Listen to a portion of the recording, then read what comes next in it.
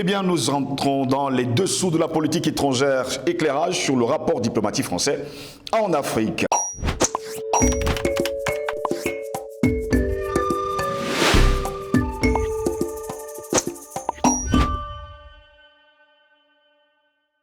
Mesdames, Messieurs, très heureux de vous retrouver sur Panafricaniste TV, votre chaîne de télévision qui vous apporte le meilleur de l'information. Bienvenue à toutes et à tous à cette édition de Parole panafricaniste.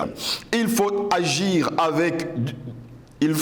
agir d'urgence pour établir la confiance dégradée entre l'Afrique et la France et éviter un risque de contagion sur le continent africain.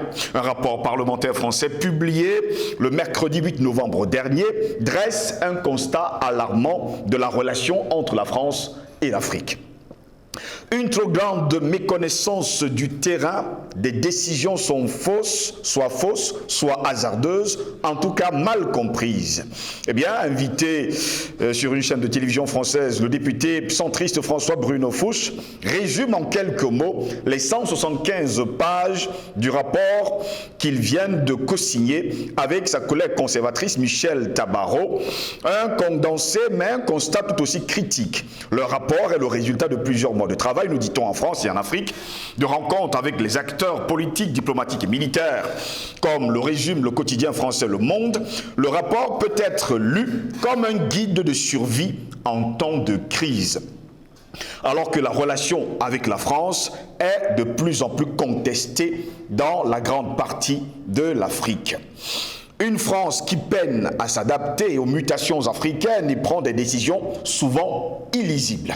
C'est le constat plutôt sévère que dressent les deux députés sur les relations entre la France et l'Afrique. Ils disent, et je cite, « Soucieuse de renouveler ses liens avec l'Afrique et d'éviter les erreurs du passé, privée d'une connaissance fine du continent et dépendante de choix politiques incertains, la France refuse désormais de se doter d'une véritable politique africaine. » Regrettent d'ailleurs les auteurs du rapport. Les Africains, affirment-ils, demandent une autre politique à la France et il faut agir d'urgence pour éviter un risque de contagion et de perte de confiance. Depuis sa première élection, Emmanuel Macron a tenté, nous dit-on, un changement de cap en Afrique, mais tout le monde le sait, il a réitéré justement ce qu'ont fait ses pairs avant lui sur le continent africain. Entre-temps, eh bien, il y a changement de donne et tout au long, on va le dire, des dernières années, les Africains ont pris conscience que la France ne sert absolument à rien, mais la France aime se servir justement sur le continent africain et se servir des Africains. Et la situation s'est donc dégradée.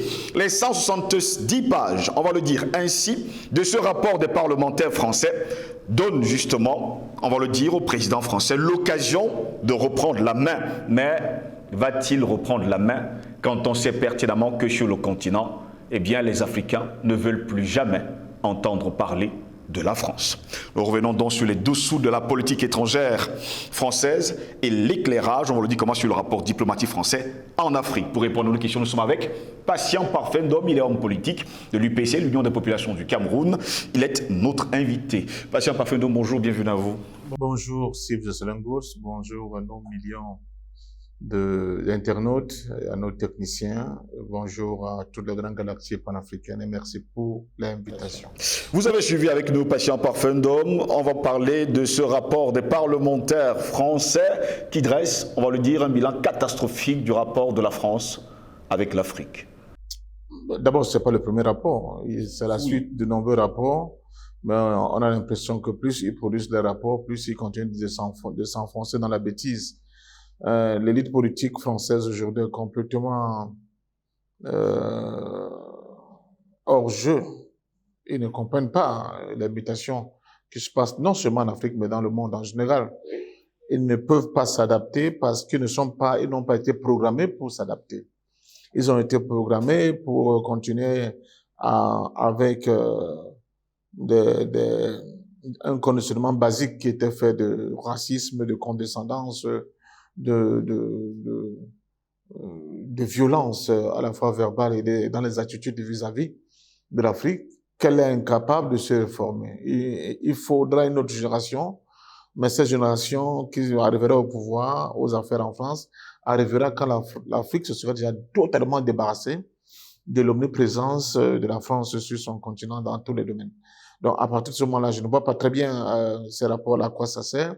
Peut-être c'est pour donner l'impression qu'on travaille et qu'on peut remplir des feuilles à nos plans finis, mais dans le fond, moi, j'ai perdu tout espoir dans la capacité. Pour vous, c'est un brouillon? C'est rien du tout. Parce que il faut pas écrire pour écrire. Il faut écrire parce que on a fini par faire une analyse concrète de la situation concrète et on donne du sens à ce qu'on écrit pour réorienter dans une certaine dimension les relations qu'on avait eues avec une partie aussi importante. Mais regardez, en plus, les jeunes Africains aujourd'hui ont plus conscience des enjeux. La France, c'est petit comme ça, comme disait Poutine. Et l'Afrique, c'est ça. Bon, comment la France pense qu'elle peut avoir une politique avec l'Afrique? Non. La France aura dorénavant des politiques avec des pays africains tiers. Pas avec le continent africain. Non. C'est énorme. C'est vraiment énorme.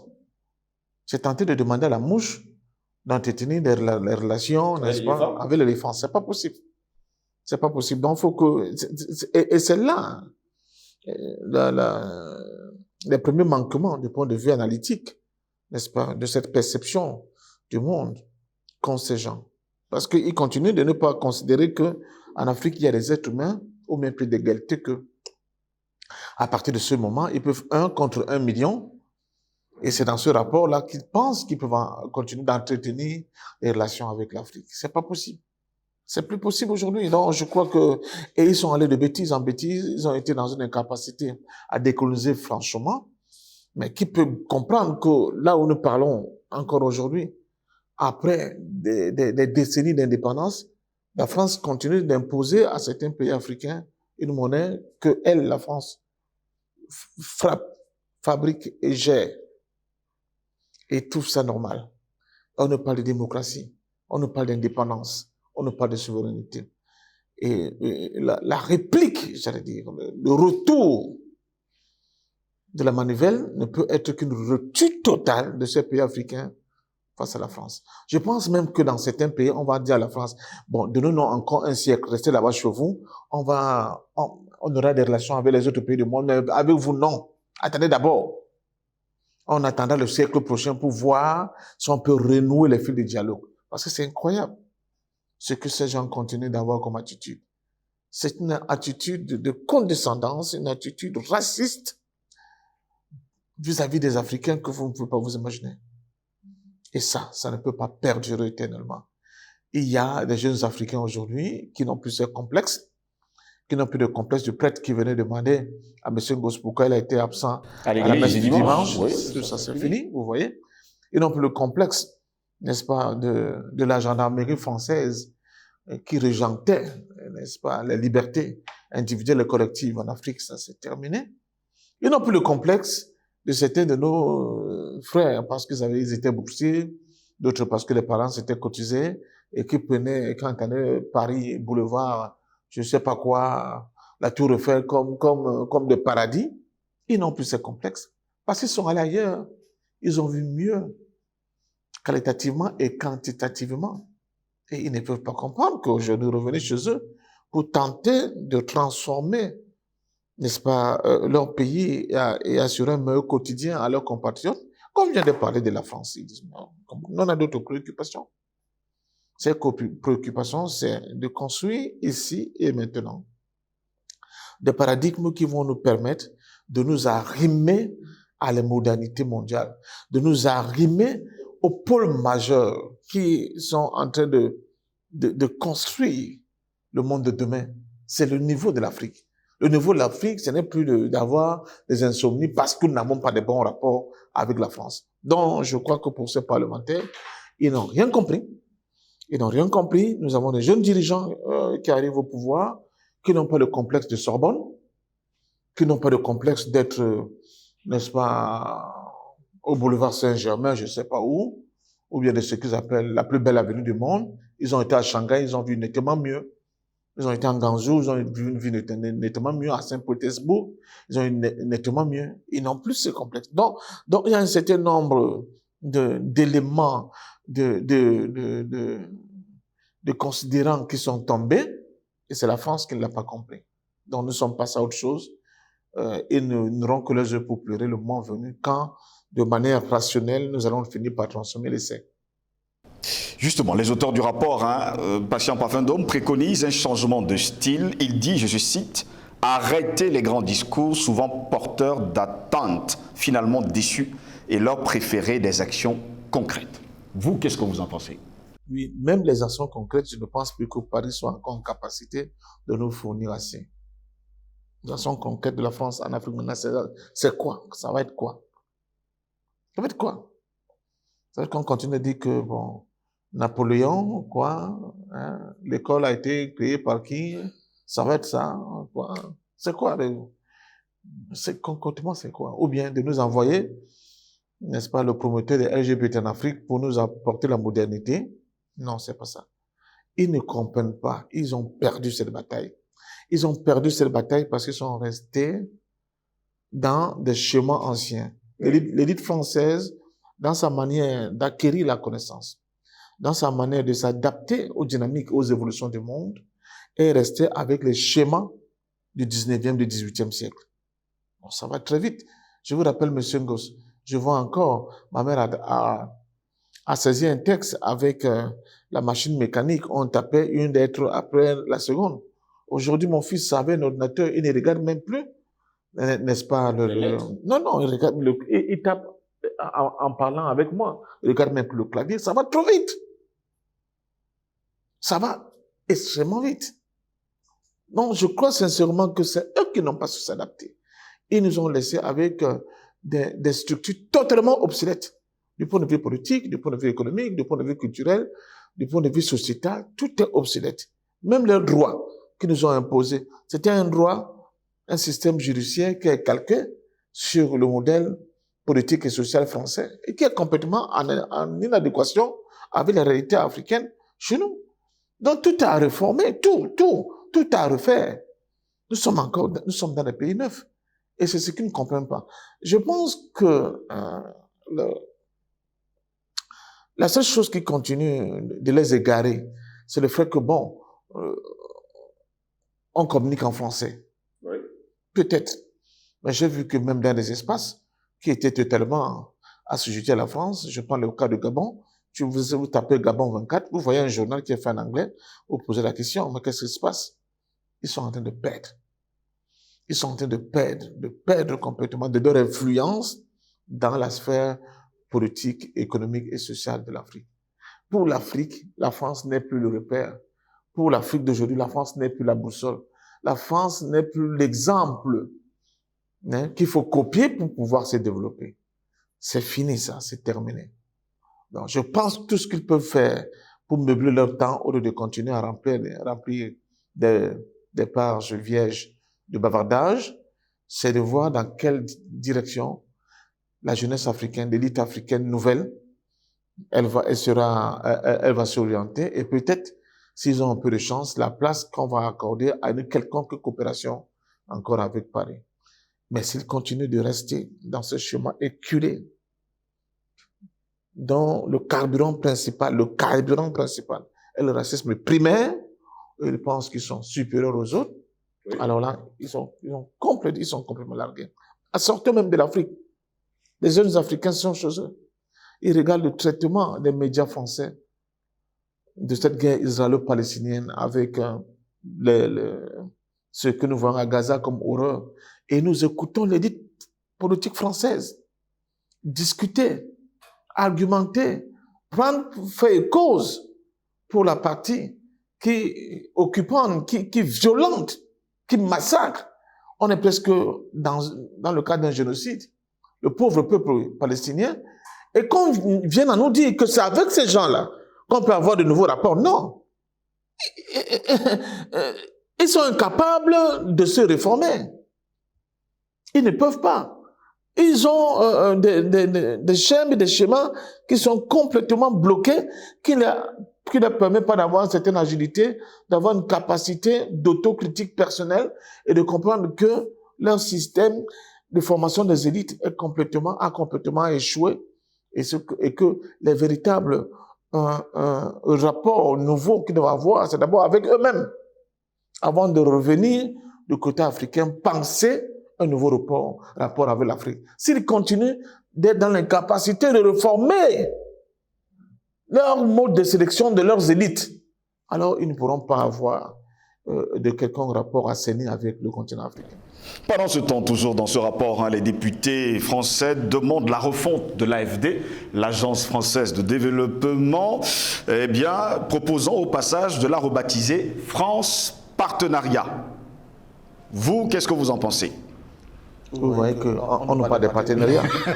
On ne parle pas. Je vous parle juste d'un rapport, je regarde le rapport et je vous en parle. On continue de parler de balivernes comme ça, partenariat. Vous avez entendu, dans ce rapport, la question des francs CFA a été abordée. Jusque-là, je lis le rapport, il n'y a pas, justement. La question des bases militaires françaises a été abordée. Non. Bon. J'en passe. La question même, la manière dont ils traitent aujourd'hui les immigrés africains, on en parlera prochainement, c'est grave. Ils ont parlé justement de la politique des visas. Non, ce n'est pas ça, on donnait les visas. Les immigrés africains, la manière dont ils sont traités, moins que les chiens, humainement parlant, ça pose un autre type de problème. Donc, je crois que la France est prise dans un engrenage. Je vous avais dit, c'est un quadrature de cercle, je ne sais pas comment ils vont faire pour s'en sortir sur ce plateau. C'est biblique, hein, pour ceux qui disent la Bible. Tout ce qu'il y a là-dedans, je ne l'accepte pas, mais là, ça m'a semblé un peu pertinent. Quand vous dominez un esclave, après 50 ans, il faut lui rendre sa liberté. Oui. Si après 50 ans, vous ne lui rendez pas sa liberté, la probabilité est grande que c'est vous qui en devenez esclave demain. Moi, j'ai l'impression que c'est le destin de la France. Elle sera l'esclave de l'Afrique. Tel que c'est parti. Je suis prêt à mettre ma main au feu. La France sera l'esclave de l'Afrique. Parce qu'elle a été incapable de réformer son disque dur. Elle était incapable. Elle n'a pas les outils de production de nouvelles idées qui vont dans le sens de ce qu'ils mettent en avant comme discours à travers ce rapport. Elle n'a pas les éléments de construction de cette nouvelle réalité. Elle continue de regarder le monde, surtout le continent africain, avec des lunettes qui datent de 1600, 1700. C'est fini. Ils ne peuvent que voir flou. Ils ne peuvent pas voir la réalité telle qu'elle se présente. Donc, j'ai beau réfléchir, j'ai lu plusieurs rapports, par exemple, du Sénat français, mais quand je vois cette France à l'œuvre, comment elle se comporte, excusez-moi, je me pose la question, est-ce qu'ils se rendent compte que le monde est en train d'évoluer à une vitesse pas possible?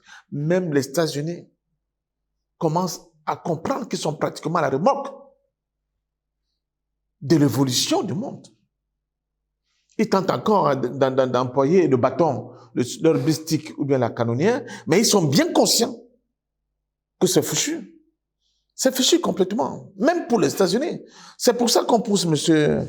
Netanyahu, ce criminel, de tout faire pour abréger cette fenêtre d'opportunité avant le début de la campagne de terreur aux États-Unis. Parce que si cette crise de Gaza arrive à l'orée de la campagne qui va s'ouvrir là, c'est fini. Biden est perdu. Parce que après le Vietnam, pour une première fois, on a vu le campus américain en ébullition pour dire arrêtez ça. La diplomatie occidentale, même la diplomatie française, il y a déjà des diplomates français qui commencent à écrire en disant nous sommes complètement largués. Le monde ne nous voit plus avec des yeux de partenaires crédibles. Non. Parce que nos positions, nos prises de position, nos postures vis-à-vis des problèmes d'enjeux majeurs dans le monde, nous sommes, comme je le disais encore, au XVIIe siècle. Or, le monde, lui, est ailleurs. Le monde multipolaire, quand on parle de monde multipolaire, ce n'est pas seulement un concept. Ce sont des attitudes. Ce sont des comportements, comme on disait au fait, mais ce sont des réalités. Ce sont des réalités. Parce que quand tu arrives aujourd'hui à Singapour et tu dis aux gens que Israël c'est la plus grande démocratie au Moyen-Orient, mais ils vont te dire il faut qu'on t'amène dans un cabanon, tu es fou. Mais or, ce même disque rayé que continue de produire les élites politiques françaises. Donc, personne ne croit plus. On dit, OK, ils sont arrivés au bout du rouleau.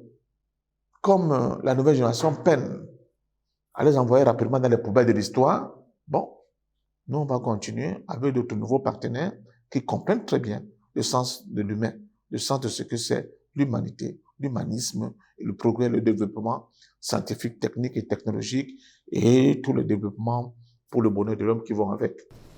Merci à vous, Patient Parfait-Homme, d'avoir répondu à nos questions. C'est moi qui vous dis merci, une fois de plus. Continuez de partager, c'est difficile pour Panafricanist TV, vous le savez très bien.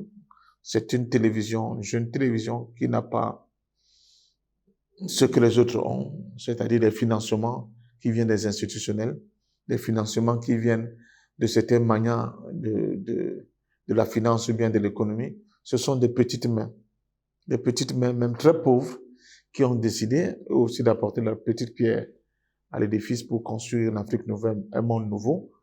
Nous vous supplions de venir en soutien à cette initiative, de venir en soutien à cette jeune télévision, comme ça, pour faire la promotion de la parole plurielle. L'une des conséquences du monde unipolaire, c'est que la parole plurielle n'avait pas d'existence. Avec cette opportunité que nous avons aujourd'hui, et avec Panafricanist TV, nous avons la capacité de densité, cet autre écho de la pensée et de la parole plurielle. Merci. Merci à vous également, Patient Parfait-Homme. Merci à vous, mesdames, messieurs, de nous avoir suivis. Bonne suite des programmes sur nos pages et surtout nos plateformes. Bonne journée à toutes et à tous.